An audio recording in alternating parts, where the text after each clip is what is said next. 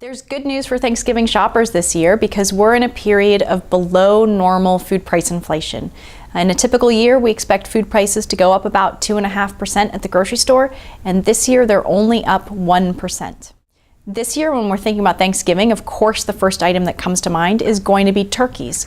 And we've got really good news on turkeys. There's ample supplies of holiday favorite turkeys, and right now, the USDA is predicting that the wholesale price of Eastern market frozen turkeys is going to be between $1 a pound and $1.06 a pound. So when consumers think about their weekly budget, their two biggest items that might change from week to week are always food and energy. On the energy side, there's really good news because consumers are looking at gasoline prices that are about 8% lower than last year. So if this year you're planning to go to another family member's house, maybe grandmother or a friend's house for Thanksgiving, the good news is it's going to cost you less to travel there this year than it did last year. We do know that there's ample supplies of cranberries out there, so we're expecting cranberry prices to be roughly the same as last year.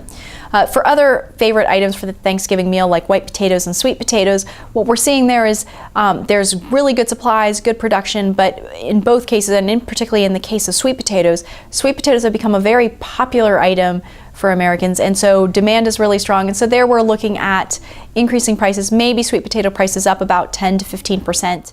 We're expecting the overall Thanksgiving meal to be roughly the same price as last year, and potentially, depending on what sort of in-store specials are being offered, you might even spend less this year than you did last year on Thanksgiving.